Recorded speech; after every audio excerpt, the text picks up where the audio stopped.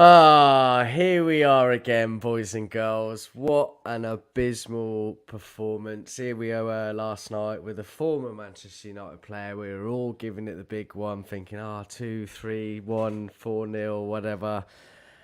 Oh man, I'm lost for words tonight. I'm really, really upset by this. And I was saying to the boys in the background, very, very emotional. And you can tell me until you're blue in the face, but that for me was as bad, if not worse, than that Liverpool drubbing a few weeks ago. And the reason why I say that is because, firstly, we didn't turn up from minute one.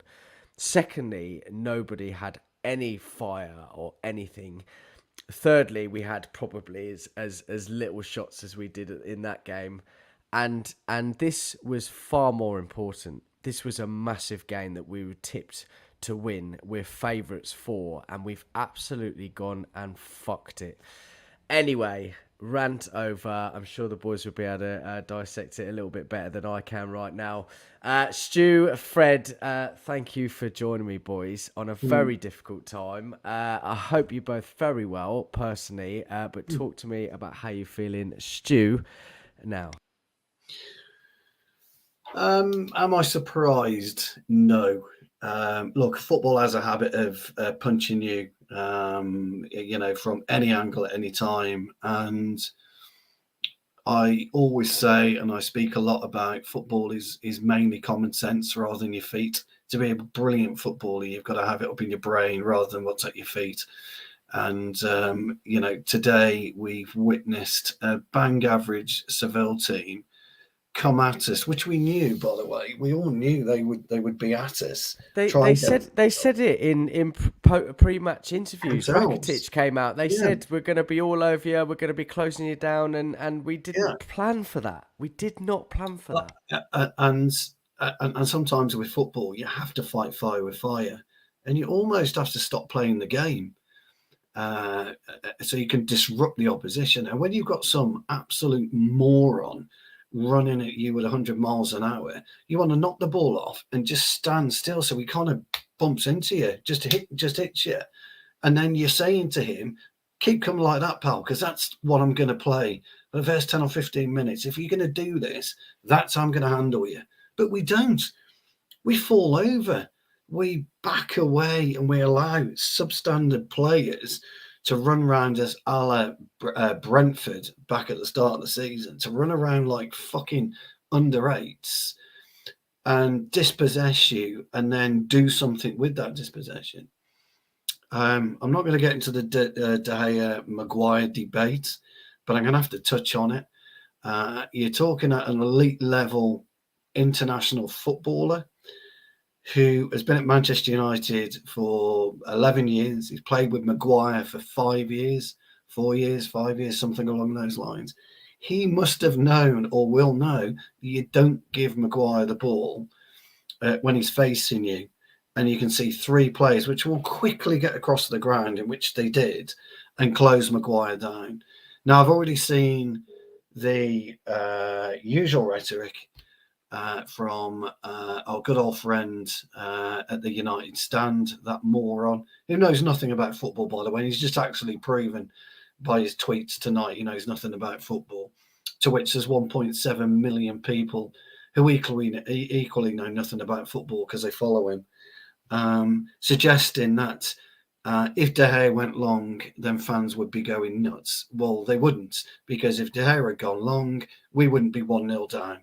And unfortunately, that stupid, I'm not even going to say error of judgment, because he's been doing it all season, that stupid mistake, and by not recognising who you're passing the ball to, and Oh dear, Stuart is so emotional tonight that he's dropped off and left us. I wonder if the battery's gone for him. I'm sure he'll be back in a minute. Freddie, carry on from where he left us, please, buddy. I hope you're well. Talk to me. Oh, God, thank you. He's very deep into his analysis, wasn't he? So I'll try my best. What Stu's saying is right. It was an abysmal performance from start to finish. Is it a shock? Not really. I mean, this is another lethargic performance, and it seems to be a bit of a trend with us. We seem to be seeing these now in abundance every 3 or 4 games, which is quite concerning. I think in the wider picture, the injuries are affecting us negatively. I mean, we clearly haven't got the right squad to challenge on all fronts, play I'm truly competition. sorry. I disconnected myself by accident. No, you're right. Let Freddie finish and we'll come back Yes, to of you, brother. course, All right. of course, No of problem. course. Yeah. So I was just saying, Stu. I think the injuries are killing us. This is tonight is just another indicator of our lack of depth. We another lethargic performance. We seem to be seeing these every 3, 4 matches now, which is quite a concern. There's a real question mark on the mentality of some players. The basics weren't being completed. There was no closing down, no effort. We were losing every 50-50 ball, and that's seriously concerning for a European quarterfinal. I mean, out of all of the goals over the 2 legs, I would probably argue all of them were our mistakes, and I don't think I've Yeah. seen that many And over a that 2-legged game. and that's so bad. That's so bad. Listen, I'm not going in on anyone in particular. It was an array of players that made individual mistakes. But when you're a professional footballer, and I'm not using that rhetoric, but when you're a professional footballer being paid so much money, and your number one job is to play football and not make those mistakes, that's so bad. All 5 goals, I would say all 5 goals over the 2 legs were especially this game, were our own downfall, and it's so bad. I'm sorry, it's poor. Sorry, go on. No, you're absolutely right. Mm. And yeah, we're a work in progress. That's all I can say. And I know certain players, it's going to be the same old rhetoric today. The goalie Maguire is going to get crucified for the next few days, certainly until the Brighton game on the weekend. Maguire even longer because he's not playing in that game. And then we certainly did miss Bruno, but you're going to see an abundance of Bruno. This would have been the saviour, would have won the game if one player was available, Yeah, and that that's what wouldn't have we're been the saying. case, in Yeah, my that's what opinion, we're saying. because all 11 players did nothing tonight. There's not one player who can hold their head high. Admittedly, you do notice the deficiencies when your Bruno's isn't playing. Your Martinez in defence. I mean, the mistake for the first goal, better quality defenders, yeah, would have the ability. But you're right, the goalie shouldn't be. The Day is considered one of our Is leaders. He's played with Maguire for three seasons now. You should know, even yeah, if he's screaming till his lungs are blue, you cannot, know your defenders. Basically, it's common sense, really, and and and you just got to go no matter. long. Yeah, you're right, and it doesn't matter whose fault it is. I couldn't care less. Both of No, them are in the wrong as far as I'm concerned. I said in the group chat, and I genuinely mean this, and someone else said this as well. If Pirlo was in that place, Scholes was in that Mm. place with 3 players around him, I still wouldn't have played it to him. Still wouldn't have played it to him. You don't do that. I do blame De Gea for that, but I do blame for Maguire making himself available in that position. I don't care whose fault it is. It should never have happened. look, do you know what's more concerning? I don't even remember us having a shot. They controlled the game. The overall 90-minute game. I mean, with these mistakes, we're talking in their individual sort of scenarios, a tiny portion of the game. Throughout the whole game, and even the second half at Old Trafford, we didn't deserve anything. If you're only going to win one half of football over 2 games, you don't deserve to go through. And unfortunately, that was the case. These lot always, this is their competition. They've won it 5, 6 times. If Mm. we're going to be complacent and just because they're having a difficult season in the league, just because we've won a league cap and we're in the top 4, if our players aren't going to treat any opposition with respect, they deserve to be knocked out. So No. I think Ten Hag's going to work on the only positive I'll take tonight is we usually do bounce back after a lethargic performance Well, like we, this. we So free ourselves Brighton's up. a big game over the weekend. We'll We, need it. Yeah. We'll we've got need it. another couple of games less to play, as far as I'm Hmm. concerned. I think we Hmm. need it. I Yeah. think this is the only positive from it. What you said, and yeah, I think we need the rest.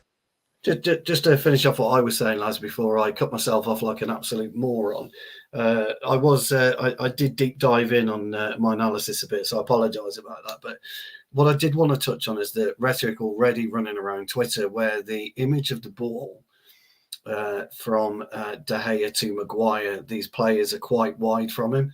But as I said in my opening statement, football's about your pins as well as your brain. And on this particular occasion, it takes seconds to get across. Now, all three players knew, i.e. Sevilla players, knew what De Gea was going to do because they pre-read. They could see what he was going to do. Maguire was screaming for it. De Gea wasn't set up to go long. He was set up to go short. He goes short. And what happens? Bang. They're like greyhounds, all three of them ran. Before De Gea, Maguire's even got the football, two of them are quite close to him already, and he's got nowhere to go. And you can see this unfold. I saw it unfold, but you can see it unfold. So anyway, I don't want to discuss that anymore because I'm fed up of the anti-Maguire type things that are going around, and he's going to get it in the neck, and De Gea will get away with it. When you look at the whole game, right from, as Freddie said, from half number 2 at Old Trafford to half 1 and half 2 here, we just didn't compete in those 3 halves of football. We just didn't compete in the game, and our passing was woeful. Our speed of play was woeful. In the second half, when Luke Shaw got the ball, he would dally on it again. De Gea would piss about with it at the back instead of getting it up there. We didn't have any pace. We didn't have any aggression. And, what's really concerning for me is we didn't have any know-how, no wherewithal. We didn't understand what was happening to us, and we didn't understand how to get out of what was happening to us. We just didn't understand this game of football. And I find that bizarre. I mean, it didn't take a lot of fixing out there today. There were 2 or 3 main players. Rakitic, you hit him hard. You just chip out of him. The lad out on the right, Luke Shaw, second half, anytime he comes with the ball, you're going in row Z with the ball, sunshine. And if you come back at me again, you're going in exactly the same place. And if you come again, I'm pushing you there for the hat trick, mate. These players, they won't go. They won't go at it again. If you are, Luke Shaw wins the ball and he crunches into an opponent, the opponent will think, I'm not so sure I want any of that. That's Suso. How much space do we allow Suso to have, in the centre of the park? We know the deficiencies of our 2 centre halves in terms of speed, and we're allowing these midfielders to run at them constantly. He takes Wan-Bissaka off, and somehow Diogo Dalot survives for 90 minutes. I mean, I don't kind of understand that. At one point, they were pushing Wan-Bissaka over to the left, weren't they, to try and quell what was happening with Sevilla. We lack that imagination and that determination in games of football, and you've almost got to, as I said before, and I'll say it again, and I'll keep saying it, you've almost got to go rogue and chuck playing football out the window for 5 or 10 minutes just to stop what the opposition is doing, just to suffocate their play, because eventually they'll have to rethink their strategy. And when you can force the opposition to rethink their strategy, it then gives you an opportunity to push on. Yeah, you're on the front foot then, aren't you?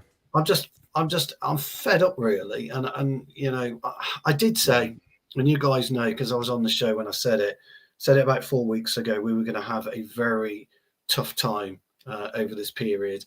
And I've seen nothing to change my mind. I must admit, I thought we'd be on the right side of a 2-1 tonight.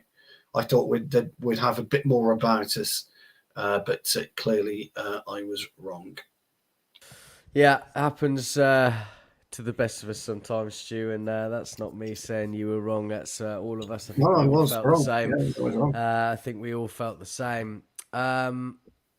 One thing that I haven't missed that was very, very apparent tonight was the slow build up from the back. I know we've covered the mistakes and what you do, but both Lindelof and Maguire, and I don't want to single them out negatively, and I apologise to everybody, but I was screaming at the TV just to say, get it forward, get it forward. So many times. How many times do we go from one side to the other and back? And it was going to be a tough time. You're absolutely right. But I tell you what, our season ended when Martinez got injured last week. He is just a different gravy at the back. He's progressive passing. He's a lot quicker. You know, you can see it. It's just so slow, and it's almost, you know, it's so infuriating. We're not going to do ratings tonight, let me tell you.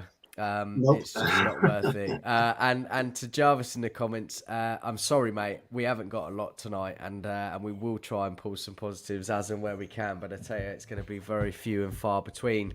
Only positive is listening to Stu breaking it down. He is wonderful, isn't he? I love him. Thank you very much, and I mean, what do we do against Brighton? I know we're going to have a preview on Friday, but I'm so concerned for that. I'm so concerned for that. You know, they are playing amazing football, too quick, very high press. How are we going to cope with that with Maguire and Lindelof at the back? Fred, Maguire's No, out. Maguire. Oh, no, Maguire. sorry, yeah. Sorry, Maguire's not out Yeah. again, but then And, what do you do? Yeah, it's well. I mean, the other. Sorry to just end on the negatives. I mean, if Shaw and Martial have, I mean, certainly Martial looks like he's once again injured, and Shaw looked like he had a little bit of a knock. So, yeah, you're in a bit of trouble. You either, I mean, if McTominay's injured still, then the only option really is drop Casemiro into and that's unfortunately the state we're in at the minute. We just haven't got the squad. I keep emphasising that point.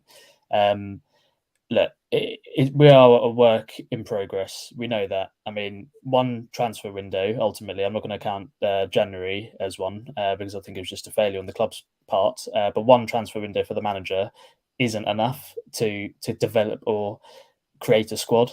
So, the injuries aren't great. Even without the injuries, we haven't got that depth, the quality of depth. So, yeah, it's going to be makeshift, the defence for Brighton. No doubt about that. The only positive I can say, and I mentioned it earlier, is we have got a habit of turning performances around after one horrendous performance. Ten Hag has got a knack of getting something out of the players the following game. So look, this was very reminiscent of the Newcastle performance. I know that you've drawn parallels to Liverpool, but the Newcastle performance for me, it's what reminded me of that. We just walked around Newcastle. I forgot all about that.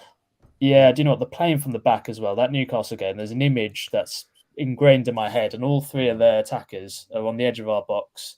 Yet De Gea still goes to Wan-Bissaka. It was on that day. It wasn't Maguire, and lo and behold, he got tackled, and Isaac to Wilson or vice versa. We've got a bit of a structural problem. I think Ten Hag needs to realise the strengths of certain players, and not even Ten Hag. The players need to know the strengths of certain players. Yeah. You can't look. I have no doubt if I don't want to dwell on it again, but if De Gea passes to Martinez, look, we've all seen the clips going around. He will progress the ball. He will even the quality of the midfielder on the day, passes to the midfielder who's going to be available in space, and it's a different gravy.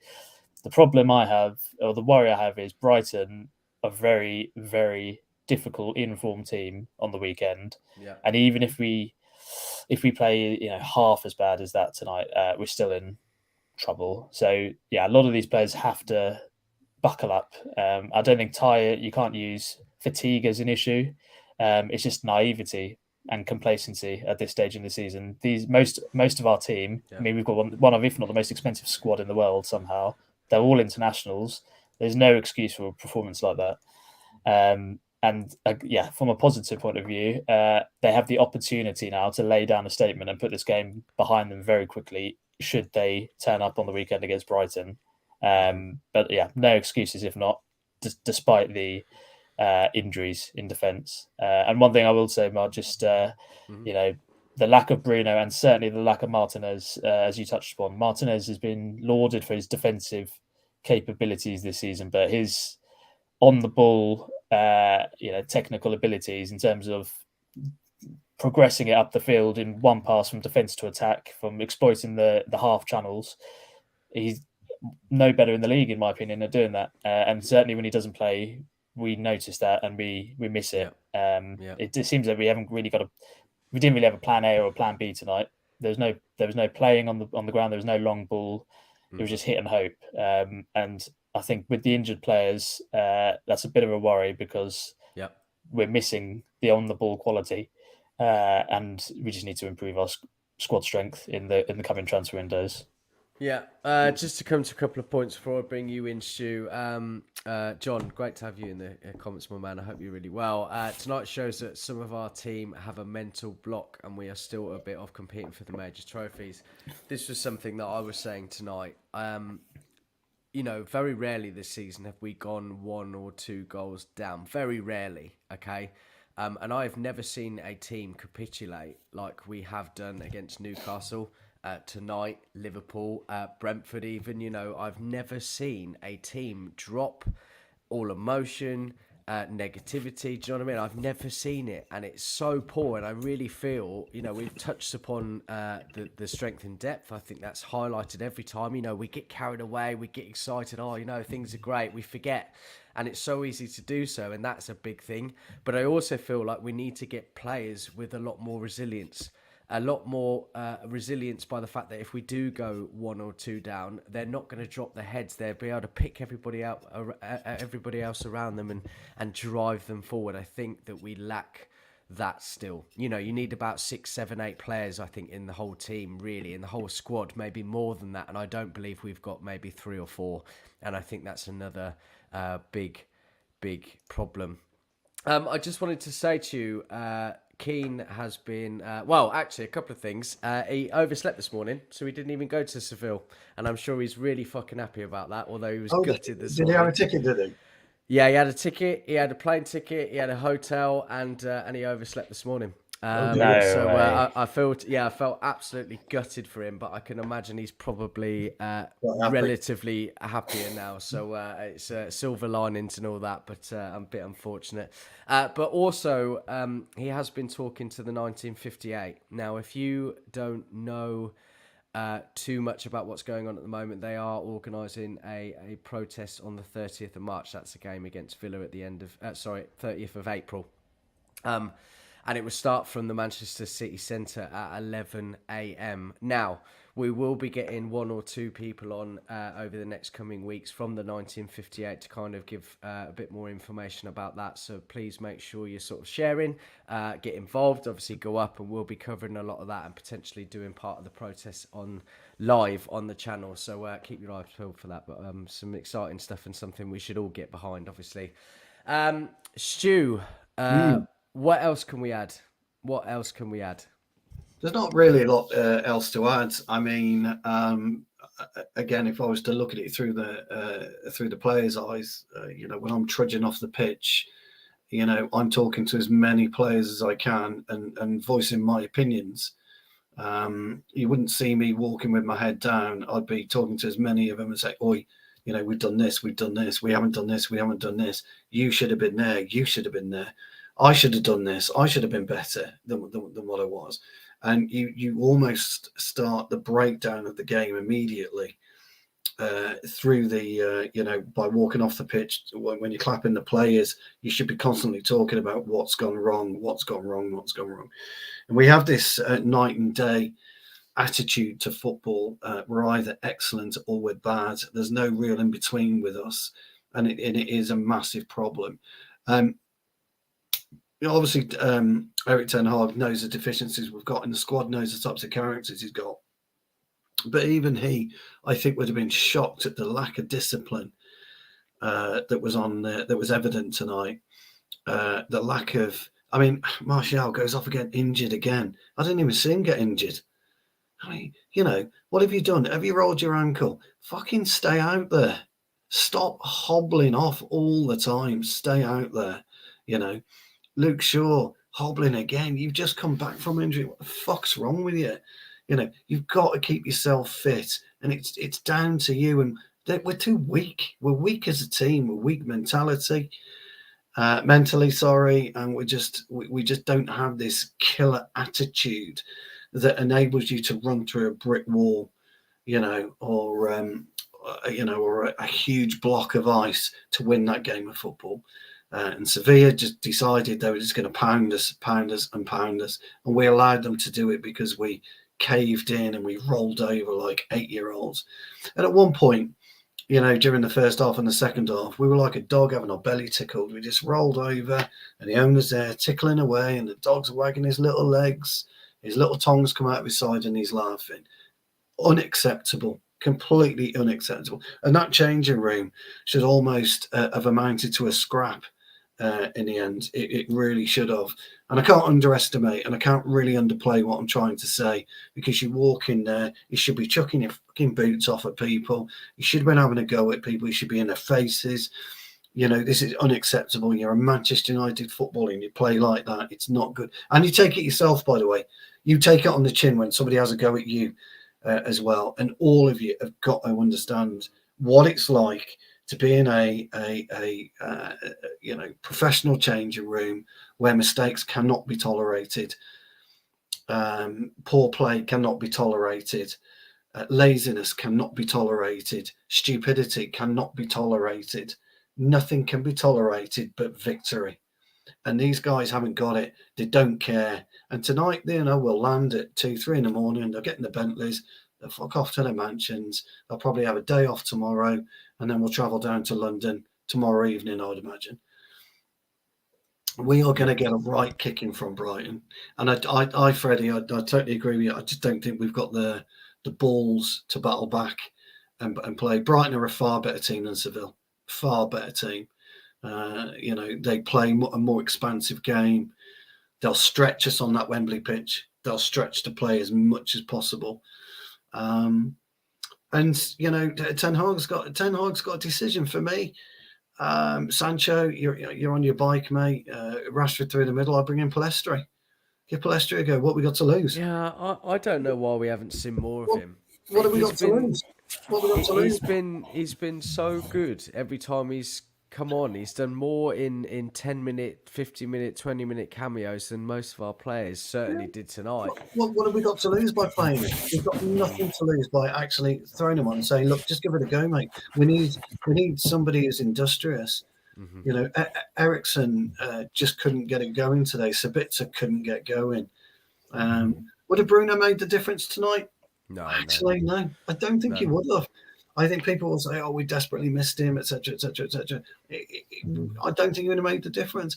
I don't even know if Martinez would have made the difference tonight. I don't get me wrong, we're clearly missing these players. Yeah, I get it, but I don't think even he would have made the difference tonight, because you can't legislate for fucking errors like De Gea did. Mm-hmm. I mean, that third goal, we all know what he was trying to do. He was trying to one touch it off to Maguire. That's what he was trying to do. For the third goal, and he couldn't pull it off. Maguire again was where he should have been.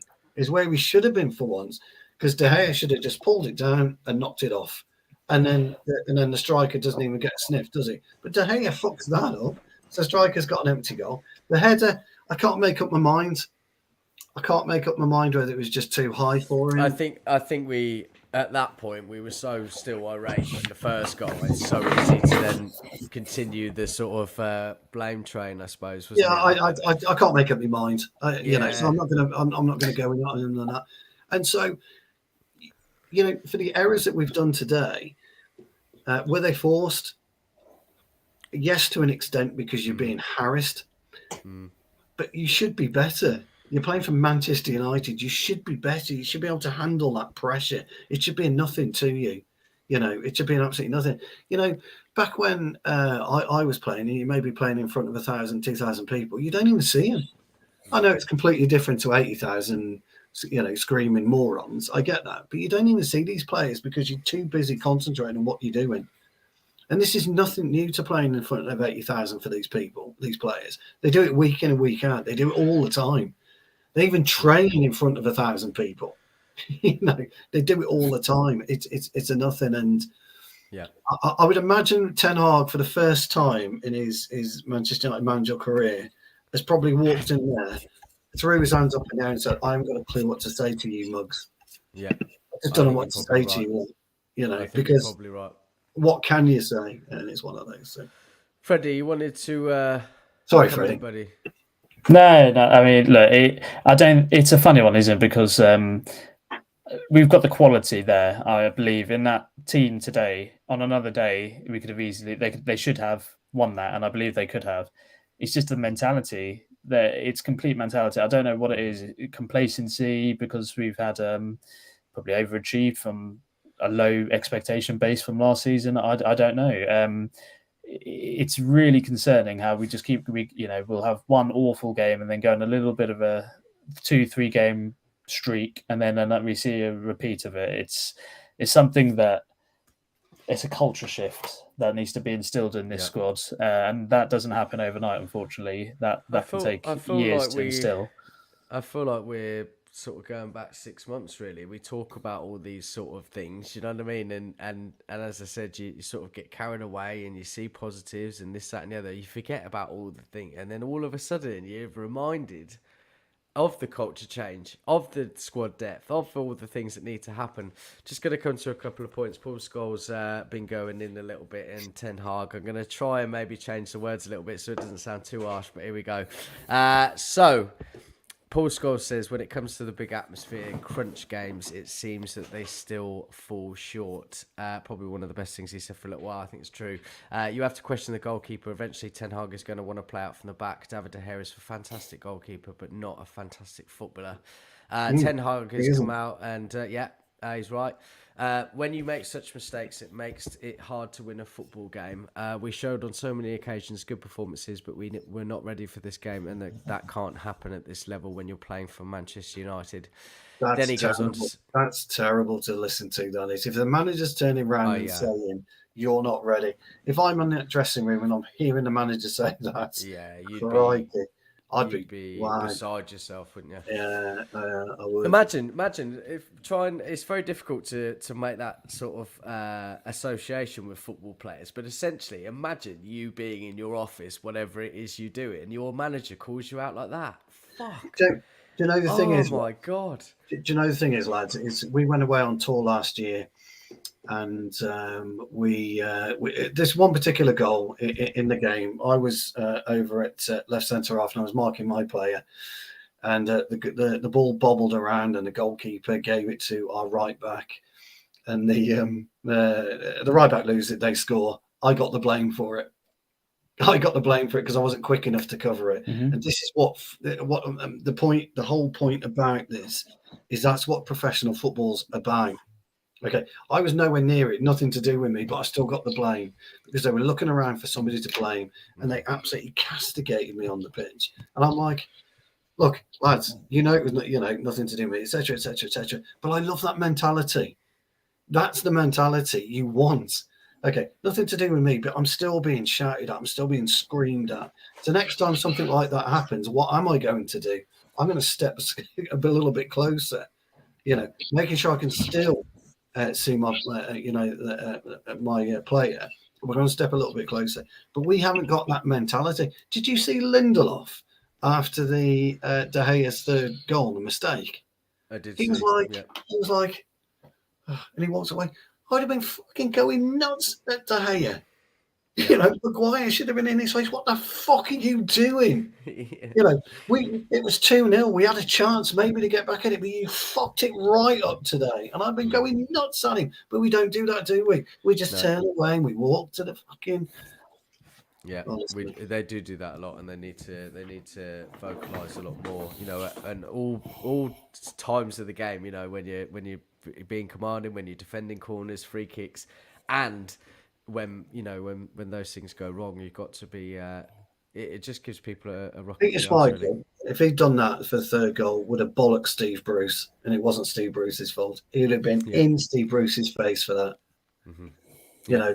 You made me come out and do that because you're out of position. It would have been everybody else's fault apart from Bruce's, but at least he would have showed something. He would have showed some kind of passion. Hey, it just does. There was none, even from the other players, just throughout the game. I mean, the one thing you could tell from them as well, they were shithouses. They're full of South American Argentinians. They were rolling around, going in hard on every tackle. Complaining about everything, even if it was blatantly obvious. The ref got it right. We have none of that. nothing, no passion, no. You've got to put. I mean, I know you like to say it, Stu, more than most. You've got to put a hard tackle in, set the tone of the game. Yeah. Especially if you're an away European night, you have to show and it just puts that little bit of that seed of, I don't want to say doubts or fear in their mind, but it does, because then they think See the twice. fear. Yeah. It is. It's And the nothing. fear. And I will say, I don't know what's happened to Fred. He's just completely not fancied him, Ten Hag, and you do get that with Fred. Maybe it's an option to consider. Certainly in these away games, I think you do need that.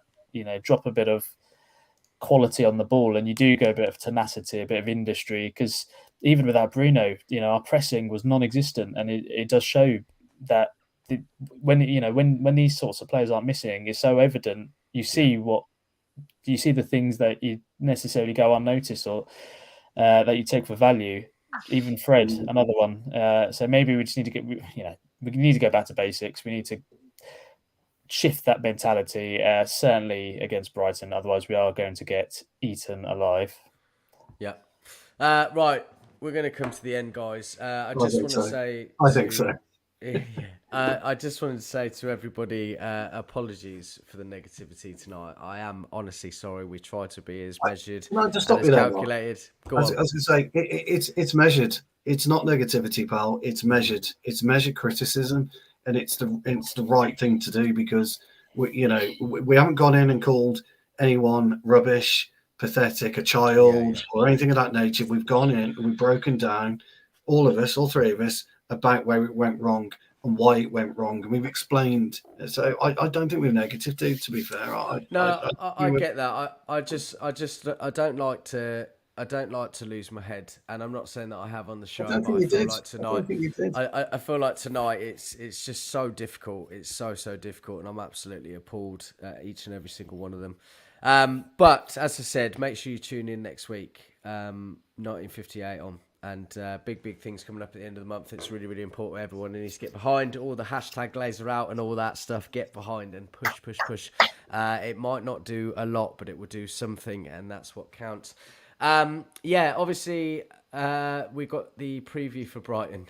The preview for Brighton tomorrow, which I'm sure is going to be really, really exciting. And again, Keane will be doing that one. And then again, the reaction at the weekend, be yours truly again. Hopefully, it can be different to tonight. But boys, I really appreciate you again. You two are fantastic, and obviously giving your time up under very difficult circumstances. Everybody tonight for joining in, thank you very much, and thanks for putting your comments in, and make sure you like and subscribing. And until then, we will see you next time.